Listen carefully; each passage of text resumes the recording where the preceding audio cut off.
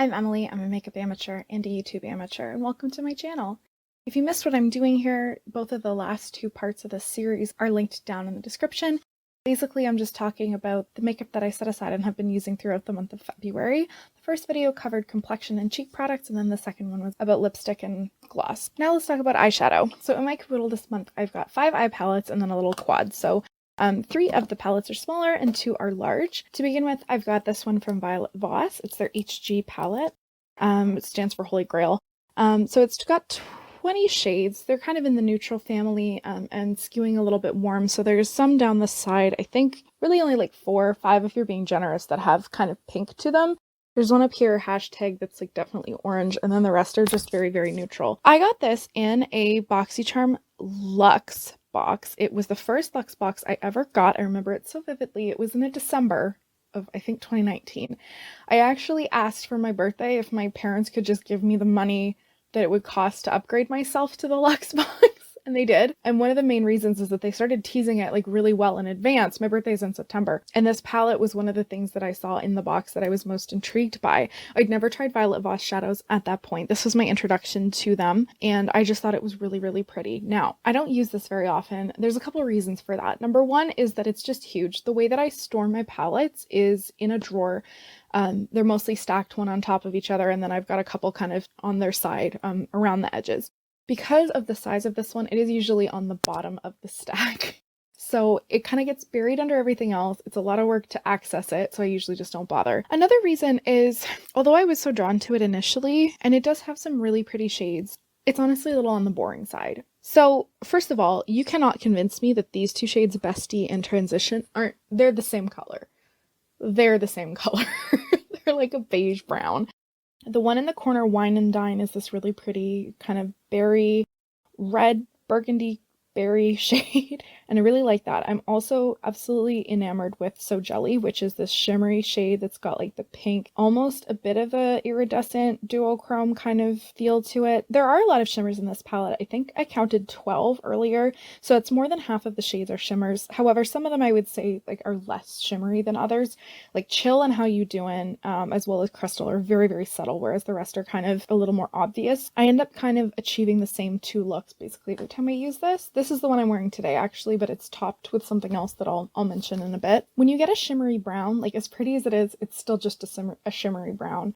So I don't really feel that excited looking at some of these. And there is actually a Violet Voss HG mini palette, which is I think 10 or 12 shades, that I've considered getting a couple times when it was on sale, because I think that would be a better way to like pare down my collection. I would still have some of these nice shades, just not so many of them. The only problem with that is that palette doesn't have any shade names on it. So I really have not been able to find a one-to-one comparison between that and the larger size. And if it was missing a shade like So Jelly, which is one of my favorites, I don't think I would want to get it because I would be losing the stuff that I like the most about this. I actually came really, really close to giving this away to my friend over the summer. She was living with me at the time. I wasn't going out and visiting people. And I was literally sitting there on my floor for maybe 20 minutes trying to figure out whether or not this palette is vegan, because she's vegan. Some Violet Voss products are vegan, but not all of them. It is vegan. And I was literally in the process of offering it to her. And then I looked down again and I was like, but it's so pretty. And I do like it. And then I felt bad. And so I like changed my mind and I felt like such a jerk. I'm so sorry, Victoria. Also, it's one of those palettes I have to say where like I think the packaging might even be prettier than the shades inside. Like it's holographic. It's got like pink and purple to it. And then the shades inside, again, like I was saying, there's a lot of neutrals here. But having it out this month, having better access to it, I think I'm going to give it a second or third chance now, because I do like the eye looks I've been able to achieve using it, even though they are neutral. Like neutral makeup can still be really, really pretty. I have another smaller Violet Voss palette in here. This is the Essentials palette. I got this in a BoxyCharm. It is 10 shades. It's the same nice formula. It's got, I think it's 5 mattes. Yeah, it's evenly split. So it's 5 mattes, 5 shimmers.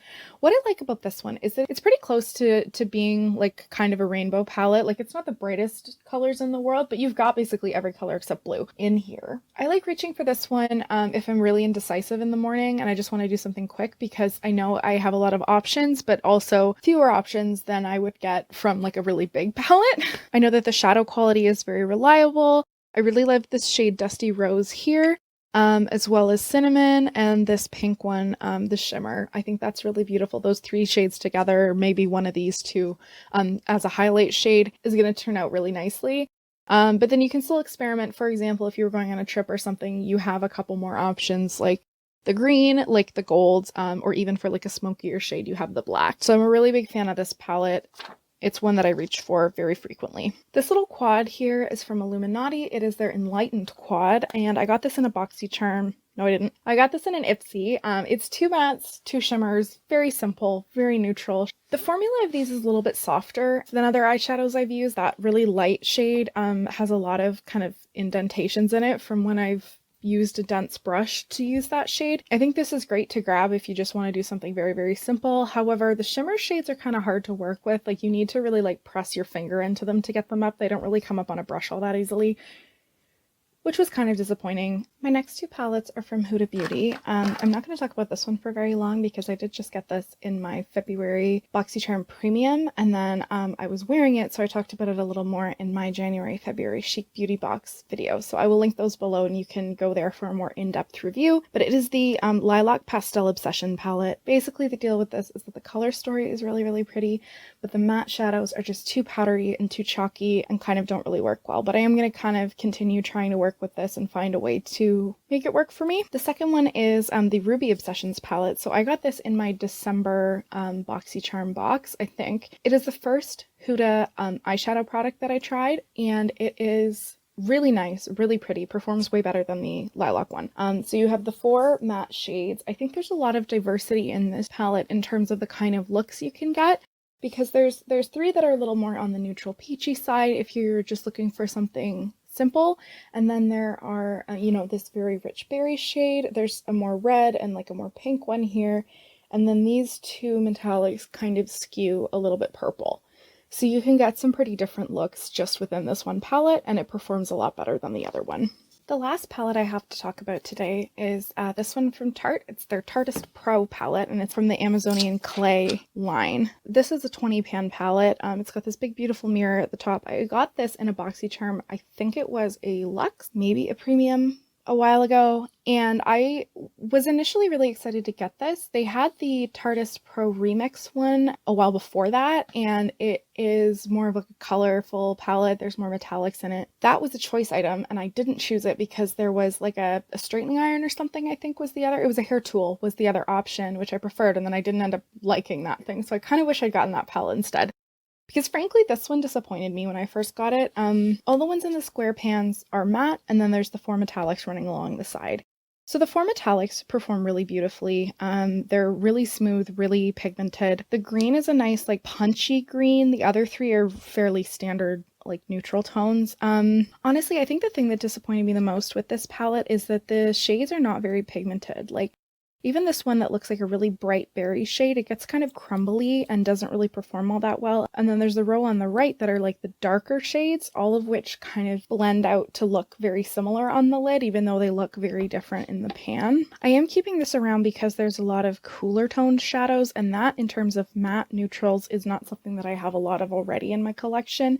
And it's something that I've realized that I really like. So these couple of browns like Fierce, Profesh, and Indie that look a little bit more on the gray taupe side, I really enjoy those just because they're different from what I own already. But the formula isn't really my favorite. It's just kind of lackluster overall. And most of the looks I end up getting out of this palette end up looking pretty similar, unfortunately. The last couple things are just sort of like I had them sitting loosely in the Caboodle. So first there's a single shadow from Violet Voss. I got this in my January Ipsy bag, so it is in that video. It's the shade Magic Hour, and it's just a pretty soft gold. Next up I have 2 Violet Voss liquid shadows. So this one is smaller because I got it in one of those Sephora favorite sets a while back. It's the shade Dream, and it's just kind of like a soft gold. It's marketed as a rose gold, but I've really only noticed the shade gold from it, which is a pretty basic color, but I like it. This other one is a little more interesting. This is called Interstellar Star, and I just noticed it's actually not printed on the tube anywhere, which is kind of surprising. It's more of like a gunmetal gray with a hint of purple. It's really fun. It's really different from anything else that I own. I got this. They were marked down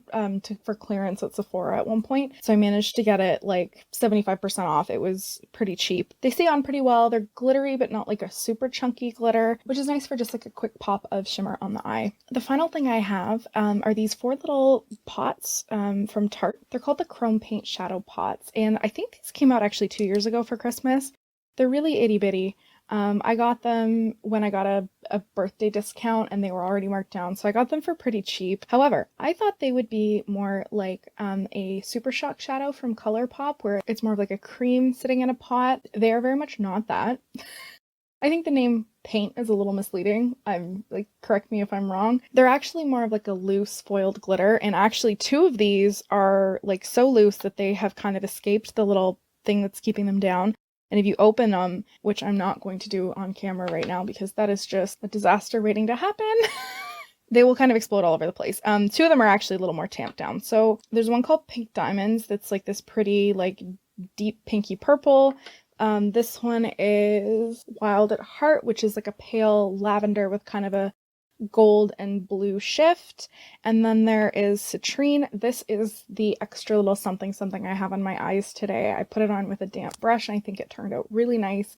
It's like a very rich coppery shade.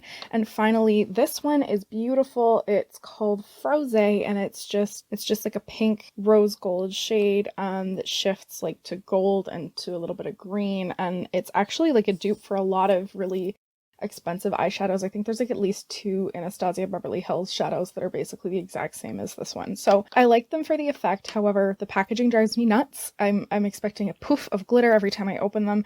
And like the lids are so loose that I swear to God I could tighten them, set them down, walk away, not move them, come back an hour later, and the lids would be like this close to coming off again. I don't know what's going on with that. So I keep them sealed in a little jar the rest of the time so that at least if they explode, they only get on each other. They only get within that little container. And they sell other ones, I think, during the rest of the year. It's just that these particular 4 shades came in the holiday set. But the formula I think is really nice, and I would highly recommend as like an extra little touch to your makeup. Thank you so much for watching. It means a lot to me. If you missed the other part or parts of this video, they will be linked down below or somewhere on the screen, perhaps. Please consider subscribing, and thank you especially for sticking it out if you think the video quality is terrible, because if you subscribe, it gets me that much closer to being able to save up for a new camera. Thanks again. Bye.